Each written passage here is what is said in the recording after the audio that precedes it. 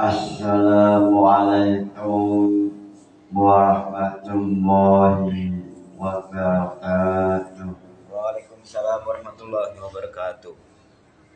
Ila hadratin Nabi Muhammad sallallahu alaihi wasallam wa ila jami'i masyayikh al-qiyam wa bil khusus Rama Kiai Haji Muhammad Anwar Mansur wa ila jami'i mustahidina wa jami'i munawwidina wa jami'i mu'allifil kutub khususan mu'allif jam'al jawab ibarakati ulumihim fitini wa dunya wal akhirah.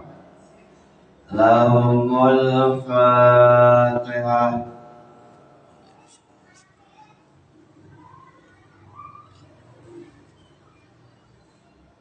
Pada esok hari ini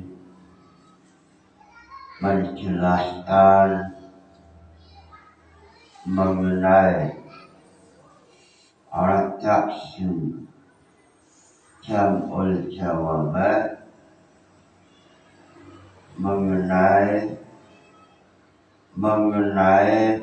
wa anna tariqatu Syekh Al-Junaidi wa sahbihi tariqan muqawwamun, mengenai masalah tasawuf Imam Junaid.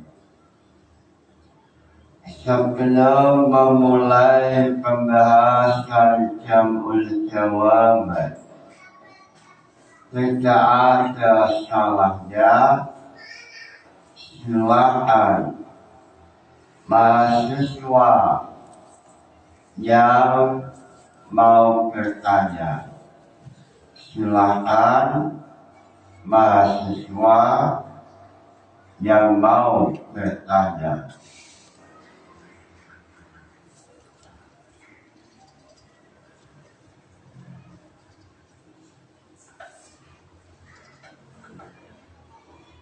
Assalamualaikum warahmatullahi wabarakatuh.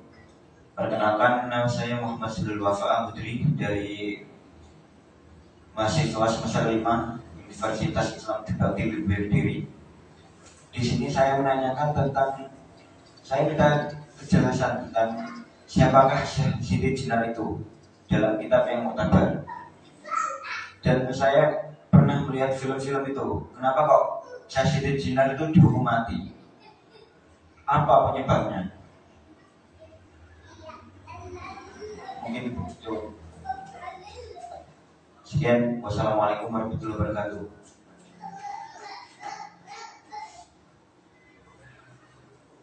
Terima kasih pertanyaannya. Ini ada pertanyaan yang istimewa sekali yang muncul dari mahasiswa Trisakti Berdiri, memunculkan pertanyaan mengenai sejarah Siti Jenar yang ada dalam film Wali Songo. Dalam film itu ada Siti Jenar yang oleh anggota Wali Songo dihukum mati. Lalu muncul pertanyaan, apa alasan hewan wali songo menghukum mati pada Syekh Siti Jenar. Sebelum memulai pembahasan, sebelum jawaban mengenai pertanyaan, alangkah indahnya, indah Allah, alangkah istimewanya, indah Allah, alangkah barokahnya. Sebelum mulai menazamkan terlebih dahulu nazaman jam'ul jawab. Lillahi hamdulillah yasalu salamata yuzilu bismiyati man afta damar dua jam'al jawamilati awa usul al-fiqh الشهد وزيرة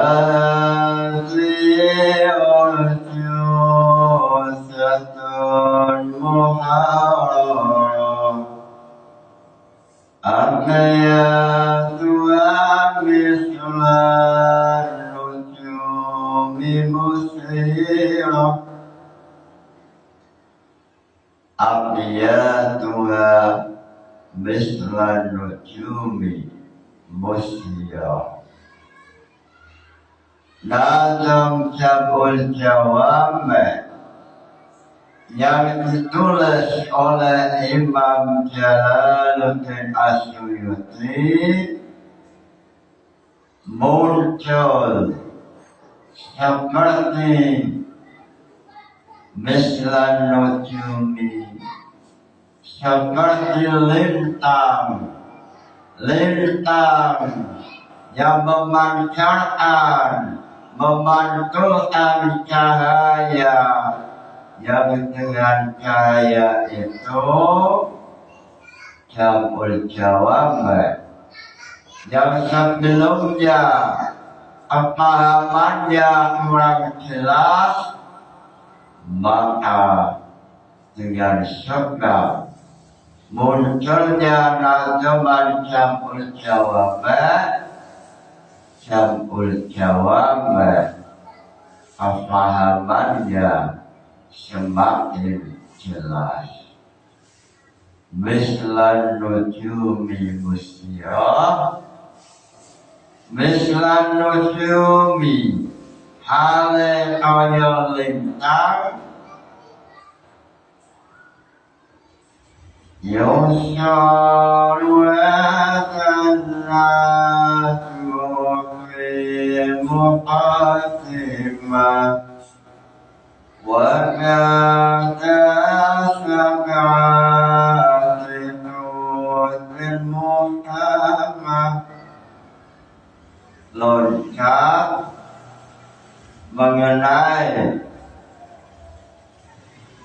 mengenai furu'iyah atau fikih atau keterangan yang ada dalam satu tauhid al-ma'u al-khamis wa ta'ala al-musyrad khamisan al-ma' tahir haram. Contohnya adalah wudhu dengan memakai air resapan. Pembagian air yang kelima yang tertulis dalam Fathul Qorib yaitu air tahir mutahhir haramun istimalu, yaitu air hasil resapan, sehingga wudhunya sah tapi haram. Ini menurut satu pendapat. Lalu muncul pertanyaan, apa usul fikihnya? Muncul pertanyaan, apa tafridul furu' ala usul? Apa nazaman jabul jawabnya? Amma ladzi fiha ta'addada misla sholati fi manaril maqsudah. Ini usul fikih mengenai ma'un tahir wa mutahhir. Ma'un tahir mutahhir yahrumu istimalu. Loncat nazaman mengenai masalah al-qiyas. Waham ma'lumin ala ilmin sawa'u bi'ilati yawmi. Loncat mengenai macam-macam madhab. Ada alanya madhab Syafi'i, ada alanya madhab Hanafi, dan lain sebagainya. Macam-macam atau sejarah mengenai madhab nazamannya apa. Wasyafi'i wa Malik wal Hanbali Ishaq wa Nu'man wa Ibnu Hanbali. Loncat mengenai masalah mengenai ilmu tauhid. Ahli sunnah memiliki imam dalam ilmu tauhid adalah Imam Asy'ari. Nazamannya apa? Wal asaril hujjatul mu'azzamu imamuna fis sunnatil qayyimu. Imamuna fis sunnatil muqaddimu. Imam Asy'ari Abdullah Husain Ali bin Ismail Al-Asy'ari adalah imam mengenai ilmu tauhid, mengenai ilmu usuluddin. Lalu salah satu imam dalam ilmu tasawuf, Ahlussunnah wal Jamaah memiliki imam, yaitu selain Imam Ghazali ada yang namanya Imam Al-Junaidi. Lalu apa nademannya? Apa nademan yang menjelaskan bahwa Ahlussunnah wal Jamaah mengenai ilmu tasawuf memiliki imam, yaitu Imam Al-Junaidi. Wa annama kana Al-Junaidi yalzamu wa syakku bahwa tariqun qayyimu wa annama lan satune ilmu tasawuf ana ang ono sapa Al-Junaidi, Imam Al-Junaidi itu yalzamu natapi sapa Al-Junaidi wasyaulan sahabate santrine oncone Imam Al-Junaidi bahwa mongko ketahui makana Al-Junaidi itu tariqun jalan ilmu al sesuai Al-Quran dan hadis. Imam Jalaluddin As-Suyuti melalui nazaman beliau mengatakan bahwa Imam Al-Junaidi adalah imam dalam masalah ilmu tasawuf. Lalu apa yang dilakukan oleh Imam Al-Junaidi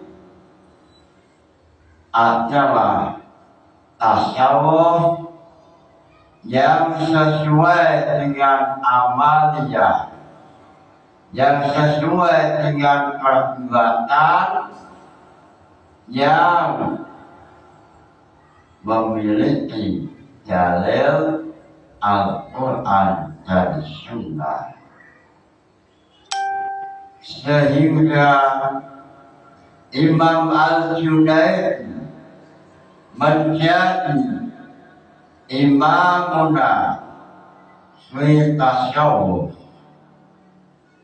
Lalu Imam Jalaluddin As-Suyuti menjelaskan khairu tariqin salaha sufriyun tariqul Junaidi wa syahdi.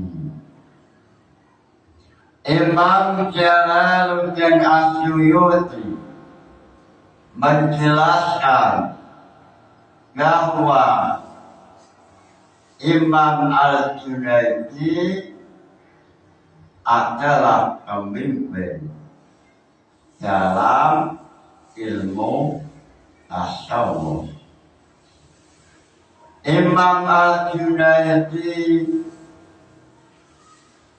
adalah memimpin mengenai ilmu tasawuf, sebab apa yang diajarkan oleh Imam Al-Junaidi sesuai dengan ajaran Al-Quran dan hadis, sehingga dalam Jam'ul Jawab pada zaman dahulu, pada zaman 300 Hijriah, yaitu zamannya Imam Al-Junaidi, terjadi beberapa kelompok, ada yang namanya tasawuf Al-Mansur Al-Halaj, sehingga pada tahun masanya Imam Junaid banyak sekali ilmu tasawuf yang melanggar syariah, sehingga dalam Jam'ul Jawab mengatakan summa kutila minas sufiyah al-Husain al-Halaj fi sanati tis'in wa salasimi'atin min sinil khalifah al-madhkuri wa huwa Abu Fadl Ja'far Al-Muqtadir. Pada zamannya Imam Junaid atau tahun salasimi'atin tis'in wa salasimi'atin, tahun 309, yang waktu itu khalifahnya namanya adalah Al-Ja'far Al-Muqtadir atau Abu Fadl Ja'far Al-Muqtadir. Ini adalah Khalifah Abbasiyah yang ke-8 setelah Khalifah Al-Mu'affin meninggal, lalu diangkat Khalifah yang namanya Ja'far Al-Muqtadir atau Khalifah Abbasiyah yang nomor 8. Setelah Khalifah Al-Mu'affin, maka Khalifah digantikan dengan Ja'far Al-Muqtadir. Dalam Jam'ul Jawab, Khalifah Al-Muqtadir ini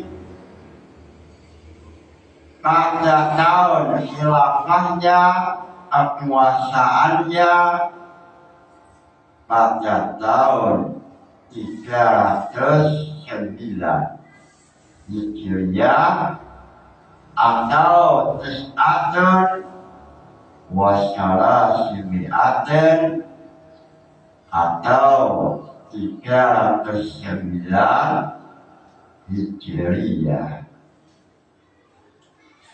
Mengenai Khalifah Al-Muqtadir Ja'far al-Mu'tadir, Imam Ibnu Asyir melalui ayat tulis Al-Bidayah wa Nihayah, beliau mengatakan sepanjang sejarah khalifah yang paling muda yang masih kecil yaitu Khalifah Ja'far al-Mu'tadir. Inilah khalifah sepanjang sejarah. Umurnya khalifah paling muda yaitu umur 13 tahun. Umur 13 tahun diangkat menjadi khalifah, sehingga ahli sejarah Imam Ibnu Asyir mengatakan khalifah paling muda yang pernah terjadi yaitu Khalifah Abbasiyah yang ke-8, yaitu Khalifah Al-Ja'far Al-Mu'tadir. Ini sesuai rekaman, sesuai lukisan yang dinulis dalam Syarhul Jam'ul Jawami' Al-Mahali. Summa mutila minas Sufyan Al-Husain Al-Halabi.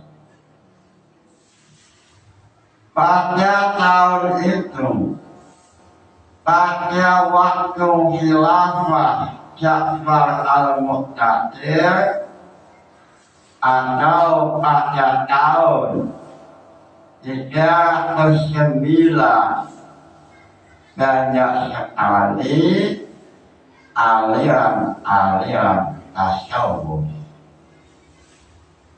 sehingga Imam Al-Alim Al-Alamah Kiai Hasyim Asy'ari melalui tulisannya Al-Risalah wal Jamaah mengatakan bahwa pada zaman dahulu banyak sekali aliran-aliran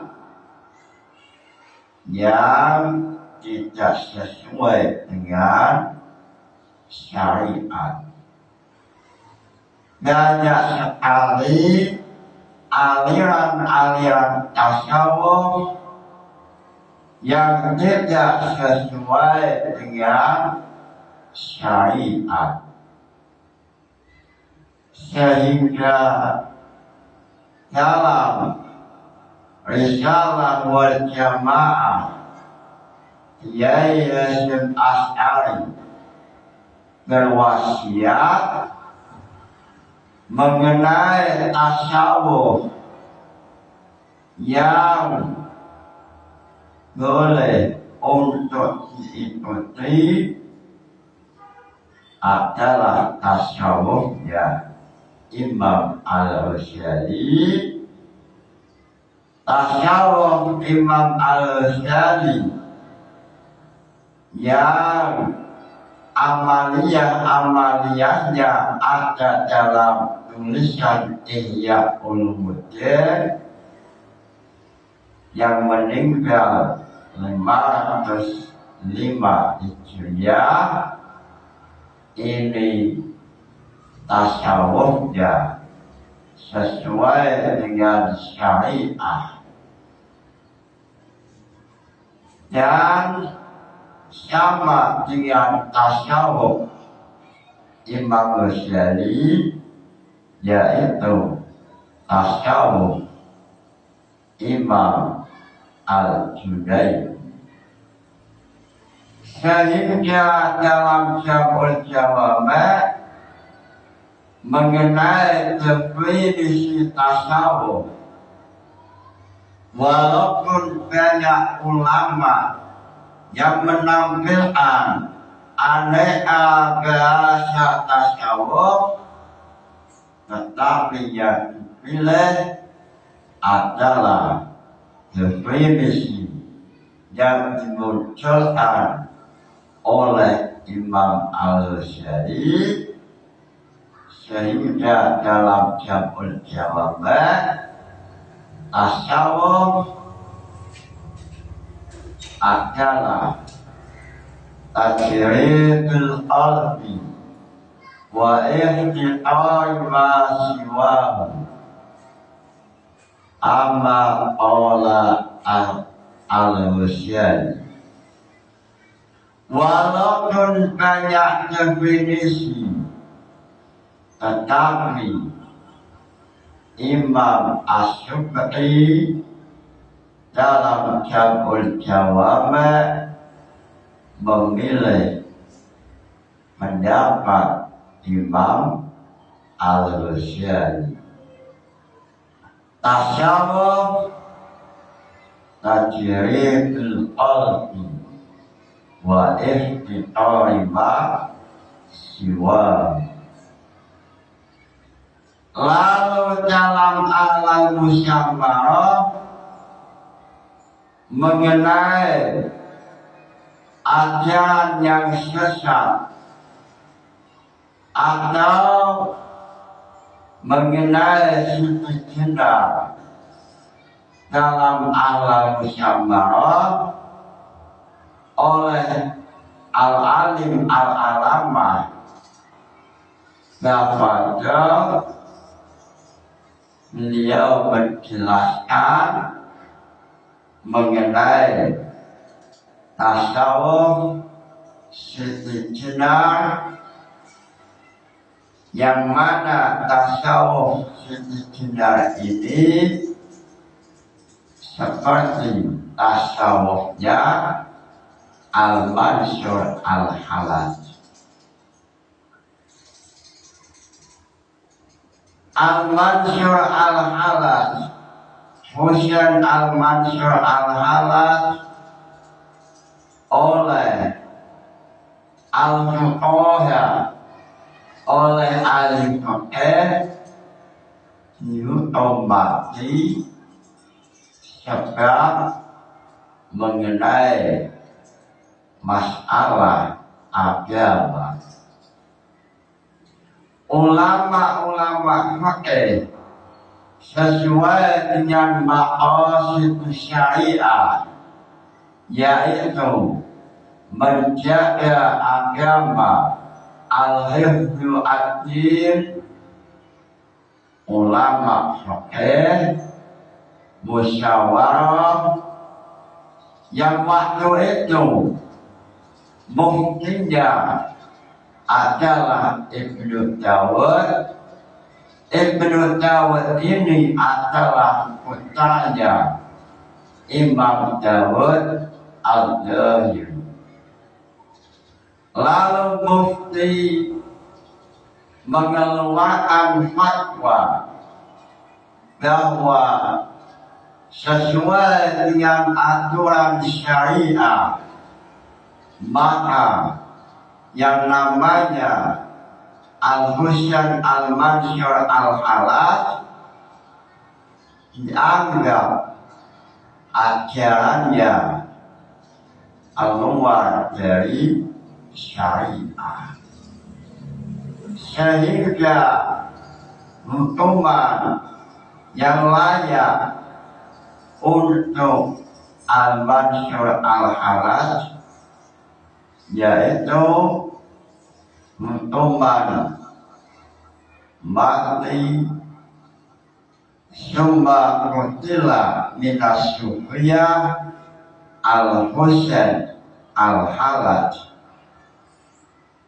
Hukuman yang layak, yang pantas sesuai dengan aturan syariat, yaitu al-husain al-halaj dihukum mati sebab setelah adanya musyawarah para fuqaha, para ahli fikih, yang waktu itu ada Imam Al-Junaid, yang waktu itu Imam Junaid mengikuti mazhab wa kana yufti ala madhabi Abu Syur. Waktu itu Imam Junaid mengikuti mazhab Syaihi, gurunya Imam Junaid, yaitu Ibrahim bin Khalid al-Alfi. Ini adalah muridnya Imam Syafi'i. Imam Junaid memiliki guru namanya Ibrahim bin Khalid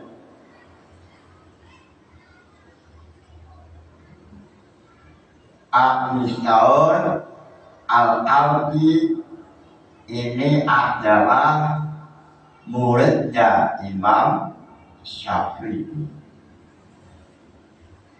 Imam Ibnu Ashir mengenai gurunya Imam Junaid ini bercerita, suatu saat Abu Syur atau Ibrahim al-Alfi atau gurunya Imam Junaid ditanya,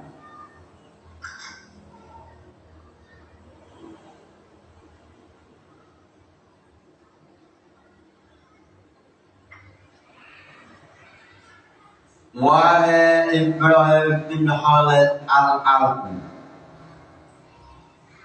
siapakah yang paling alim? Apakah Imam Syafi'i atau Imam Ahmad atau Imam Hambal? Beliau menjawab, yang paling alim dalam ilmu fikih adalah Imam Syafi'i. Ini pengakuan gurunya Imam Al-Junaid.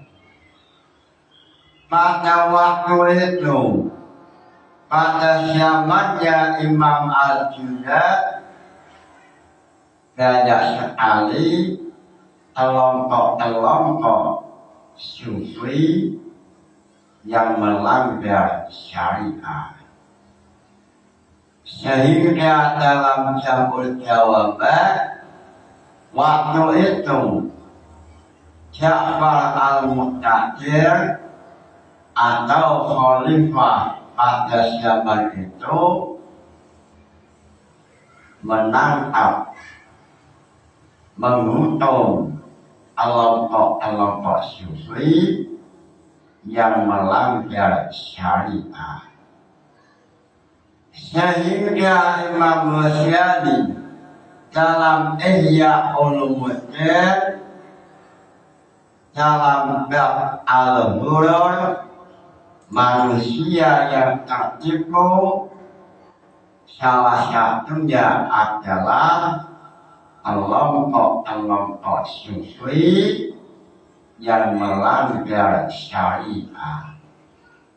Sehingga ini sesuai dengan apa yang dikatakan oleh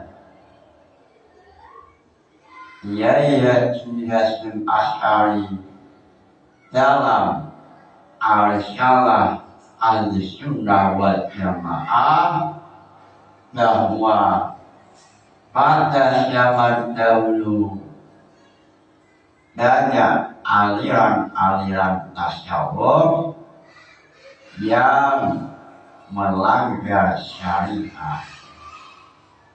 Ada yang namanya kelompok ibahiyun. Semua yang ada di bumi halal, semuanya milik Allah.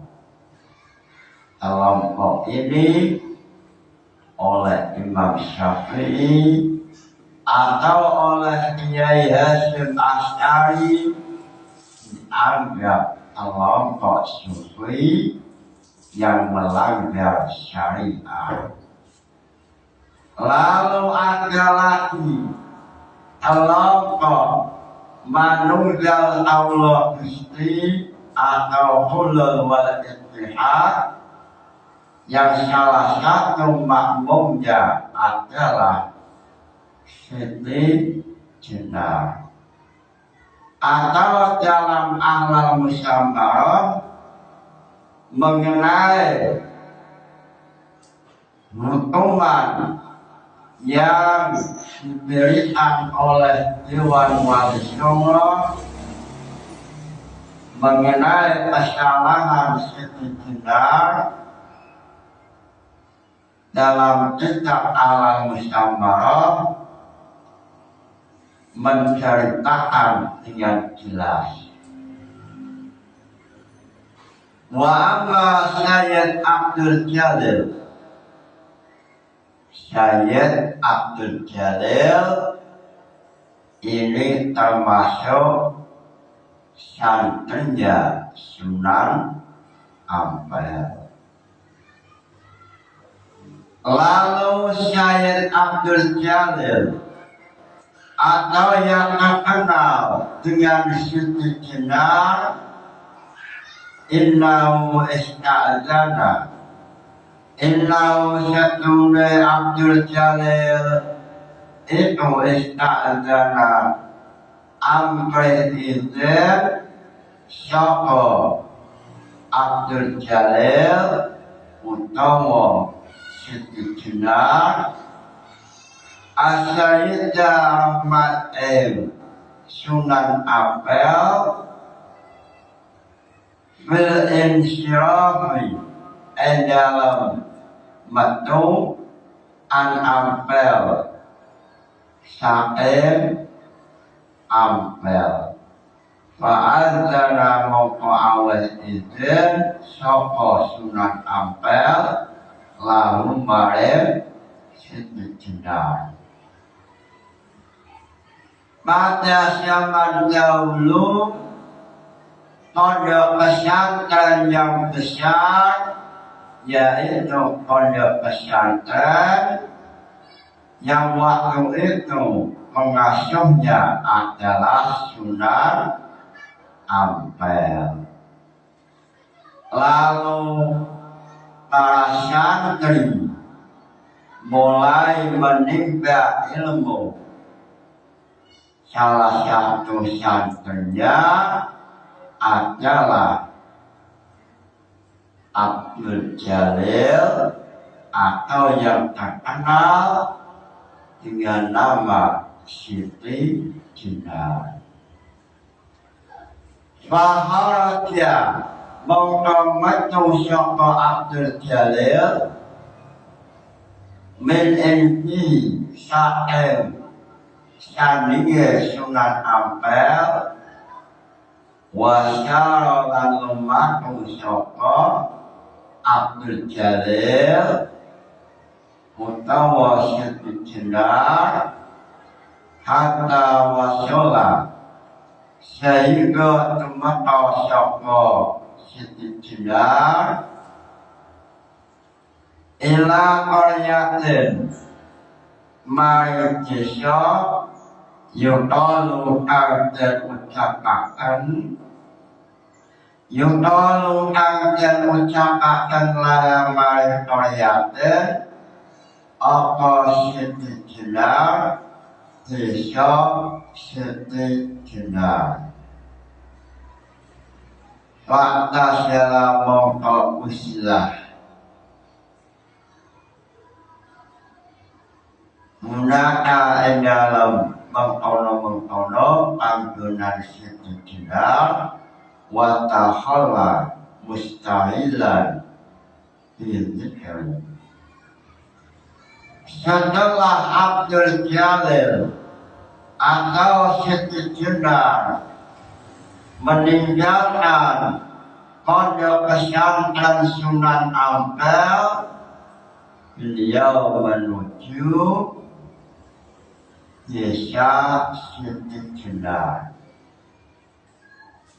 Lalu beliau Siti Jenar atau Abdul Jalil usilah atau melakukan riyadhah atau menyepi menjauh dari manusia. Beliau mengamalkan beberapa zikir mustahilan zikir. Beliau melakukan riyadhah, lalu beliau melakukan qiraat la yanamu lailan wala nahar. Syekh Abdul Jalil tidak pernah tidur malam ataupun siang. Wala yaduku to'aman, beliau tidak makan. Wala syaraban, beliau jaga tidak makan, tidak minum. Illa ma'ana min dalika qadran yasiran, kecuali makan sesuai kebutuhan. Beliau maksimal riyadhah sehingga beliau tenggelam dalam samudra ilmu tauhid. Beliau tenggelam dalam nirwana ilmu tauhid sehingga beliau lupa dengan aturan-aturan syariat, sehingga beliau oleh Dewan Wali Songo beliau mendapat hukuman mati. Beliau akhirnya dihukum sesuai aturan fikih waktu itu. Alladzi afta bi'adlihi ala ghairi ilmi asyayid Ibrahim wa ilmu haqiqati ma fi batini mufawwadun ilal khabiri al-alimi al-hakim. Waktu itu Dewan Wali Songo mengadakan musyawarah mencari maslahah apa yang terbaik untuk agama. Pada waktu muncul Siti Jenar, Dewan Sepuh, ulama sepuh langkah yang baik beliau musyawarah mencari maslahatun lidinil Islam, apa yang maslahat untuk agama Islam mengenai perbuatan Siti Jenar. Ini adalah cermin akhlakul karimah yang ditampilkan oleh Dewan Wali Songo saat ada masalah. Saat ada masalah, langkah pertama adalah musyawarah. Lalu waktu itu pimpinan musyawarah adalah Sunan As-Sayyid Ibrahim atau Sunan Bonang atau putra Sunan Ampel. Lalu dengan musyawarah, dengan membaca Mahali, membaca Nihayatul Muhtad, membaca semua kitab Syafi'iyah mengenai perbuatan Syekh Abdul Jalil, akhirnya dirumuskan bahwa sesuai hukum fikih Siti Jenar atau Abdul Jalil dihukum mati. Lalu mengenai kebenaran hakiki, apakah Siti Jenar manusia yang benar atau yang salah, mengenai hakikatan wallahu a'lam. Dalam ahlam musyawarah mengenai hakikat yang benar hanya Allah lah yang maha mengetahui, sedangkan apa yang dilakukan oleh Dewan Wali Songo yang dipimpin oleh Sunan Bonang atau Sayyid Ibrahim ini sesuai aturan ilmu fikih. Kenapa demikian? Mana hujjahnya? Mana hujjah bahwa Siti Jenar melanggar aturan syariah? Salah satunya yaitu wa kana dzalika indama ja'ahu radan fatah wa qala li rasul laisa Abdul Jalil hauna wa inna maladhi ana hauna wa Allah.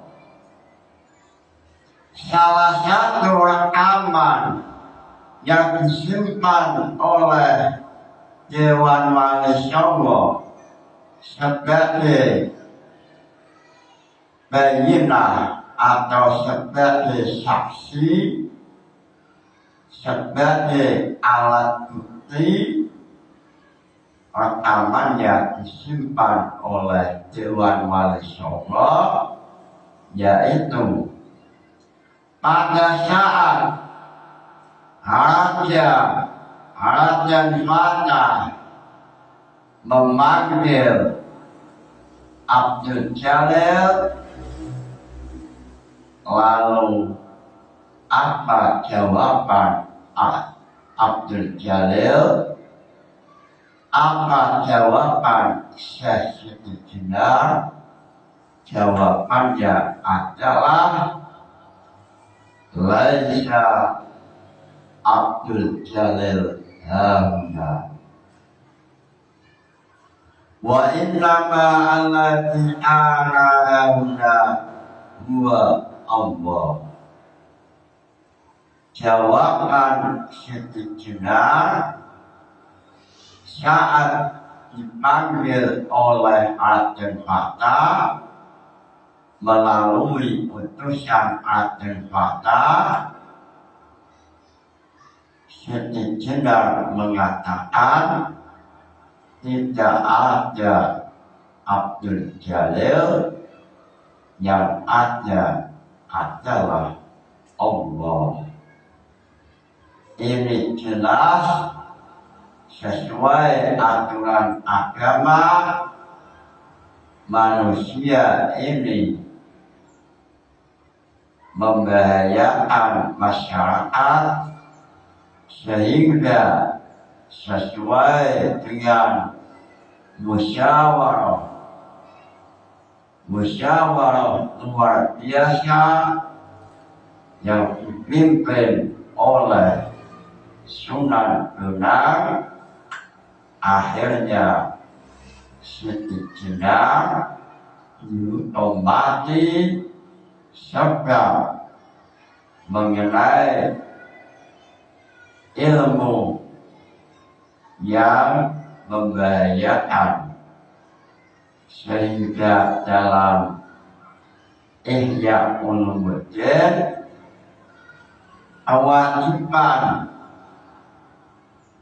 kewajiban syekh atau guru melarang santri untuk memahami ilmu-ilmu yang membahayakan, sehingga dalam Jamul Jawaban terpaksa menampilkan mengenai peristiwa